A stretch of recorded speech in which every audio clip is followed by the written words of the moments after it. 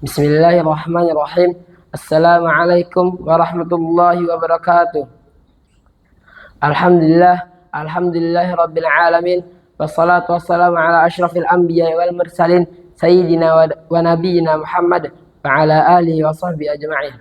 Asyhadu an la ilaha illallah wahdahu la syarikalah wa asyhadu anna Muhammadan abduhu wa rasuluh. Amma ba'd. Yang pertama-tama, puja dan puji syukur kita terhadap kehadirat Allah Subhanahu wa taala yang telah memberikan nikmat sehat, nikmat sempat sehingga dapat berkumpul pada acara siang menjelang pagi menjelang siang hari ini. Yang kedua kalinya, salawat serta salam tak lupa kita curahkan kepada Nabi kita, Nabi Allah Muhammad sallallahu alaihi wasallam yang kita nantikan syafaatnya di yaumil kiamat kelak. Amin. Pada kesempatan kali ini saya akan menyampaikan kultum yang berjudul salat. Salat adalah perintah Allah Subhanahu wa taala yang turun melalui Nabi Muhammad sallallahu alaihi wasallam. Selain salat perintah Allah, salat juga adalah tiangnya agama Islam. Bahwa disebut dalam hadis Nabi sallallahu alaihi wasallam bersabda, "Ra'sul amril Islam a'mudus shalah wa dzirwatu sanamuhul jihad." Yang artinya pokok perkara adalah Islam, tiangnya adalah salat, dan puncak perkaranya adalah jihad. Jadi hadis ini menjelaskan salat adalah tiangnya Islam, sebagaimana diumpamakan masjid yang berdiri dengan tiang, pasti dia akan berdiri dengan kokoh atau dengan sempurna. Tapi jika masjid itu tidak ada tiang, dia maka berdiri tidak akan kokoh dan tidak sempurna. Dan sama sepertinya jika Islam, manusia dia Islam tapi dia tidak salat, maka imannya kurang sempurna. Selain salat adalah tiang agama, salat juga adalah amalan yang pertama kali yang akan dihisab oleh Allah Subhanahu wa taala. Dalam hadis disebutkan, Inna awwala ma yuhasabu bihil abdu yaumal qiyamah min amalihi salatuhu fa in salahat faqad aflaha wa anjaha wa in fasadat faqad khaba wa khasara. Yang artinya sesungguhnya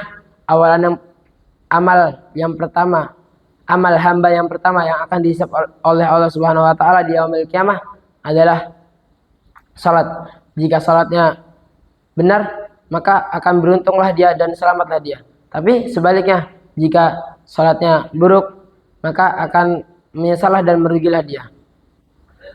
Jadi saya mengajak kepada kita semua untuk membenarkan salat kita agar kita tidak menyesal di hari kiamat nanti. Dan kan salat amalan yang pertama yang akan dihisab. Otomatis salat itu penting. Saking pentingnya salat, kita pun sebelum melakukan salat kita harus mengajak keluarga. Disebutkan dalam hadis, muru auladakum bis shalah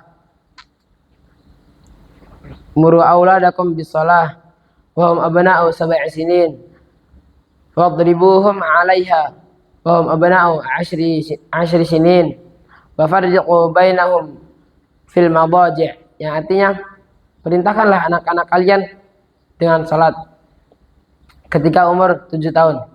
Dan ketika umur 10 tahun mereka belum mengajarkannya, maka pukullah mereka dan pisahkanlah tempat-tempat tidur mereka.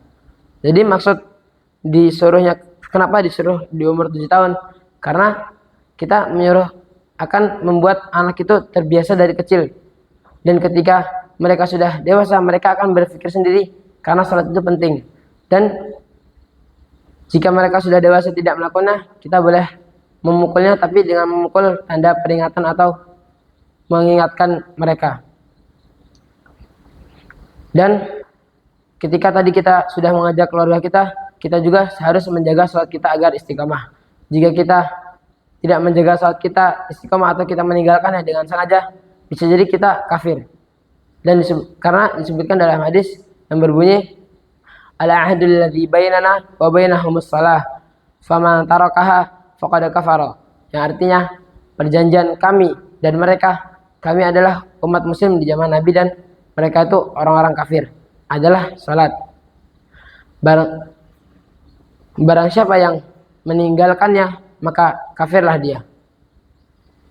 Jadi mari kita menjaga salat kita bersama-sama dan membenarkan salat kita agar kita tidak merugi di akhirat kelak. Mungkin ini saja yang bisa saya sampaikan. Kurang lebih mohon maaf. Saya akhiri. Wassalamualaikum warahmatullahi wabarakatuh.